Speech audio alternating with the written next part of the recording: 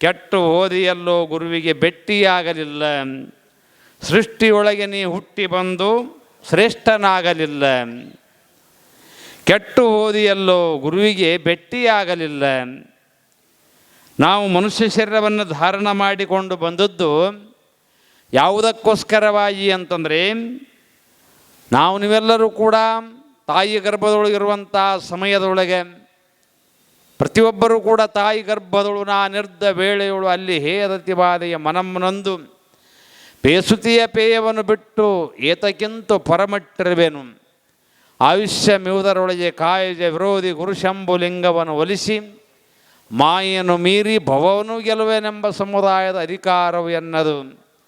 ಮರೆತೆನು ಅದಕ್ಕಿನ್ನೂ ಉಪಾಯವೇ ಧರ್ಮವೆಂತು ಅಂತ ಶ್ರೀಮನ್ನಿಜ ಗುಣಶಿವಿಗಳು ಹೇಳಿದ ಹಾಗೆ, ನಾವು ನೀವೆಲ್ಲರೂ ಕೂಡ ಮಾಯನ್ನು ಮೀರುತ್ತೇವೆ, ಭವವನ್ನು ಗೆಲ್ತೇವೆ, ಪುನಃ ಈ ಭೂಮಂಡಲಕ್ಕೆ ಹುಟ್ಟಿ ಬರಲಾರದ ಹಾಗೆ ನಾವು ಮಾಡಿಕೊಂಡು ಬರ್ತೇವೆ ಅಂತ ತಿಳ್ಕೊಂಡು ಪ್ರತಿಯೊಬ್ಬರೂ ಕೂಡ ನಾವು ನೀವೆಲ್ಲರೂ ಕೂಡ ಮಾತು ಕೊಟ್ಟು ಬಂದಿದ್ದೇವೆ.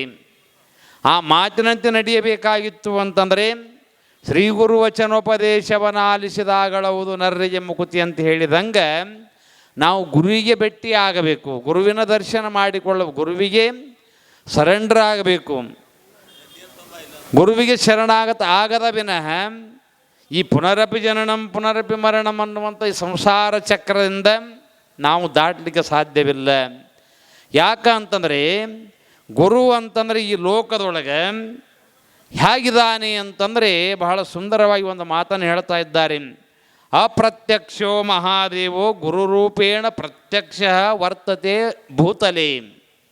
ಈ ಭೂಮಂಡಲದೊಳಗೆ ಪ್ರತ್ಯಕ್ಷ ರೂಪೇಣ ವರ್ತತೆ ಯಾರು ಅಂತಂದರೆ ಗುರುರೂಪದಿಂದ ದೇವನೇ ಭರ್ಗೋ ಸಾಕ್ಷಾತ್ ನರಾಕೃತಿ ಅನ್ನುವ ಹಾಗೆ ಪ್ರತ್ಯಕ್ಷ ರೂಪದಿಂದ ಮಹಾದೇವನೇ ಈ ಲೋಕದೊಳಗೆ ಪ್ರತ್ಯಕ್ಷವಾಗಿ ಕಾಣೋನು ಯಾರು ಅಂತಂದ್ರೆ ಗುರುಗಳಿದ್ದಾರೆ ಅಂತ.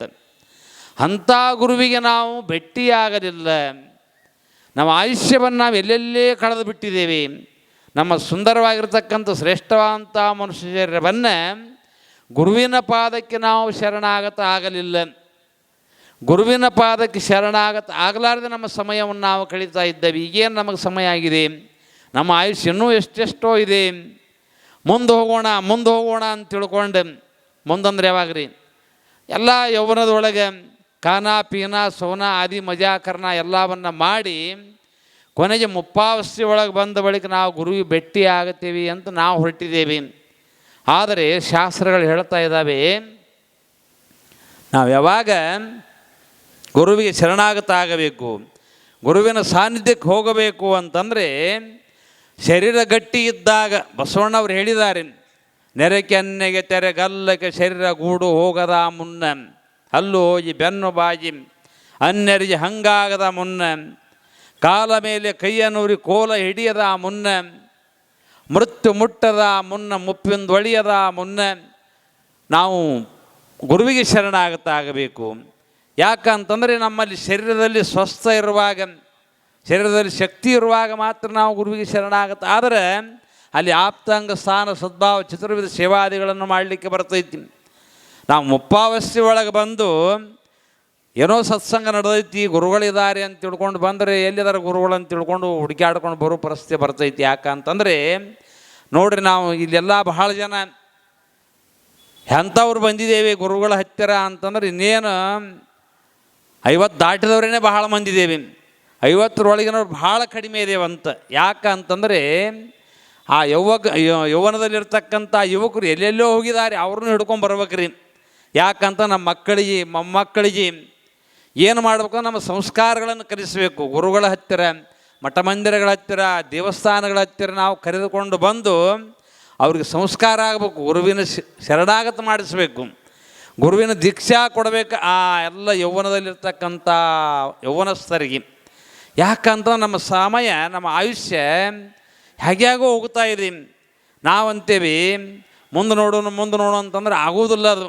ಯಾಕಂದ್ರೆ ಒಬ್ಬ ಸುಭಾಷಿತಕಾರ ಭಾಳ ಸುಂದರವಾಗಿ ಬರಿತಾ ಇದ್ದಾನೆ, ರಾತ್ರಿ ಗಮಿಷ್ಯತಿ ಭವಿಷ್ಯತಿ ಸುಪ್ರಭಾತಂ ಭಾಸ್ವಾನೋ ದೇಶಸ್ಯ ಹಸಿಷ್ಯತಿ ಪಂಕಜಶ್ರೀಹಿ ಯತ್ತಂ ವಿಚಿಂತಯತೆ ಕೋಶಗತೆ ದ್ವಿರೇಪೆ ಹಾ ಮೂಲತ ಕಮಲಿನೀಂ ಗಜಭುಜ್ಯಹಾರ. ಒಂದು ದುಂಬಿಯ ಉದಾಹರಣೆಯನ್ನು ಕೊಟ್ಟು ಬರಿತಾ ಇದ್ದಾರೆ. ಒಂದು ದುಂಬಿ ಇಂಥ ಮಧ್ಯಾಹ್ನ ಸಮಯದೊಳಗೆ ಹೋಗಿ ಎಲ್ಲಿ ಕುಳಿತುಕೊಳ್ತದೆ, ಕಮಲದ ಮಧ್ಯದಾಗ ಕೂತ್ಕೋತಂಥದ್ದು. ಕಮಲದ ಮಧ್ಯದಾಗ ಹೋಗಿ ಕೂತ್ಕೊಂಡು ಆ ಸುಗಂಧವನ್ನು ಹೀರಬೇಕಂತ ಹೋಗಿ ಕೂತ್ಕೋತು. ಸುಗಂಧವನ್ನು ಹೀರ್ತು ಸಮಯ ಹಾಗೆ ಕಳೀತಾ ಸಾಯಂಕಾಲ ಸಮಯ ಬತ್ತು, ಸೂರ್ಯ ಅಸ್ತ ಆಗುವಂಥ ಸಮಯ ಬತ್ತು. ಆವಾಗ ಅದು ಕಮಲ ಮುಚ್ಕೊಳ್ಳಲಿಕ್ಕೆ ಆರಂಭ ಆಯಿತು. ಆ ಸಮಯದೊಳಗೆ ಆ ದುಂಬಿ ಹೊರಗೆ ಹೋಗಬೇಕಾಗಿತ್ತು, ಬರಲಿಲ್ಲ. ಅದು ವಿಚಾರ ಮಾಡ್ತಂತ ಇವತ್ತೊಂದಿನ ರಾತ್ರಿ ಇಲ್ಲೇ ಇದ್ದು ಈ ಸುಗಂಧವನ್ನು ಹೇರಿಕೊಂಡು ಮತ್ತೆ ರಾತ್ರಿ ಬೆಳಿಗ್ಗೆ ಆಗತೈತಿ, ರಾತ್ರಿ ಹೋಗಿ ರಾತ್ರಿ ಗಮಿಷ್ಯತಿ ಭವಿಷ್ಯತಿ ಸುಪ್ರಭಾತಂ, ಸುಪ್ರಭಾತ ಸಮಯ ಬರ್ತೈತಿ, ಸೂರ್ಯೋದಯ ಆಗ್ತಾನೆ, ಮತ್ತೆ ಕಮಲ ಅರಳತೈತಿ. ಮತ್ತು ನಾನು ಆವಾಗ ಎದ್ದು ಹೋಗಬೇಕು ಅಂತ ತಿಳ್ಕೊಂಡು ಅದು ವಿಚಾರ ಮಾಡಿ ಒಳಗಡೆ ಕುಂತ್ಕೊಂತಿತ್ತು. ಇನ್ನು ಸೂರ್ಯೋದಯ ಆಗಿರಲಿಲ್ಲ. ಮುಂಜಾನೆ ಸಮಯದೊಳಗನೆ ಆನೆ ಬಂದು ಏನು ಮಾಡ್ತು, ಆ ಕಮಲವನ್ನು ಕಿತ್ತಿ ಒಗೆದು ತನ್ನ ಕಾಲಿನಿಂದ ಒರೆಸಿ ಹಾಕಿಬಿಡ್ತು. ಇದು ಯಾವ ದುಂಬಿ ಕತೆ ಅಂದ್ರೆ ಆ ದುಂಬಿ ಕಥೆಯಲ್ಲಿ ನಮ್ಮದು ಹಂಗೈತ್ರಿ. ಯಾಕಂತಂದ್ರೆ ಮನುಷ್ಯ ಶರೀರ ಇದಕ್ಕೆ ಗ್ಯಾರಂಟಿನೂ ಇಲ್ಲ, ವಾರಂಟಿನೂ ಎಲ್ಲ ನೋಡ್ರಿ, ಇದಕ್ಕೆ ಏನೂ ಕೊಟ್ಟೇ ಇಲ್ಲ. ಯಾಕೆ ಅಸ್ಥಿರಂ ಜೀವಿತಂ ಲೋಕೆ, ಅಸ್ಥಿರವಾದಂಥ ಈ ಶರೀರ ಗಾಳಿಗಿಟ್ಟ ದೀಪದಂತೆ ನೀರ ಮೇಲಿನ ಗುರುಳೆಯಂತೆ ಇರುವಂಥ ಈ ಶರೀರ ಐತಿ ನಮ್ಮದು. ಯಾವಾಗ ಬಿಟ್ಟು ಹೋಗುತ್ತೇವೆ ಗೊತ್ತಿಲ್ಲ. ಅದಕ್ಕೆ ನಾವು ವಿಚಾರ ಮಾಡ್ತೀವಿ, ಇನ್ನು ಈಗೇನಾಗೈತಿ, ಇನ್ನು 10 20 30 50 ಅಂತ ತಿಳ್ಕೊಂಡು ಮುಂದೆ 70-80 ವರ್ಷ ಆದ ಬಳಿಕ ಹೋಗಬೇಕು ಅನ್ನೋದ್ರೊಳಗನ ಯಮ ಅನ್ನುವಂಥ ಆನೆ ಬಂದು ನಮ್ಮನ್ನು ನುಂಗಿ ಹಾಕಿಬಿಡ್ತಂತ. ಅದಕ್ಕೆ ನಾವು ಏನು ಮಾಡಬೇಕು, ಗಟ್ಟಿಯಾಗಿ ಇದ್ದಾಗಲೇ ಗುರುವಿಗೆ ಭೇಟಿ ಆಗಬೇಕು. ಅವಾಗಲೇ ನಾವು ಸೇವಾದಿಗಳನ್ನು ಮಾಡಿ ಗುರುಗಳು ಹೇಳುವಂಥ ಈ ಅಮೃತ ಸದೃಶ್ಯವಾದಂಥ ತತ್ವಮಸ್ಯಾದಿ ವಿಚಾರಗಳನ್ನು ನಾವು ಕೇಳಿದಾಗ ಮಾತ್ರ ನಾವು ಉದ್ಧಾರ ಆಗಲಿಕ್ಕೆ ಸಾಧ್ಯ ಆಗ್ತೈತಿ, ನಮ್ಮ ಜೀವನ ಪರಂಪಾವ ಆಗಲಿಕ್ಕೆ ಸಾಧ್ಯ ಆಗತೈತಿ ಅನ್ನುವಂಥ ವಿಚಾರ. ಇನ್ನೂ ಪೂಜ್ಯರು ಬಹಳ ಜನ ಇದ್ದಾರೆ. ನಾವು ನೀವೆಲ್ಲ ಆ ಪೂಜ್ಯರ ಮುಖಾರದಿಂದ ಆ ಸದ್ಗುರುಗಳ ವಿಚಾರವನ್ನು ನಾವು ನೀವೆಲ್ಲ ಕೇಳಿ ಮುಕ್ತರಾಗೋಣ ಅನ್ನುವಂಥ 2 ಮಾತನ್ನು ಹೇಳಿ ಮಾತಿಗೆ ಮಂಗಲ. ಹರಿ ಓಂ ತತ್ಸತ್, ಹರಿ ಓಂ ತತ್ಸತ್.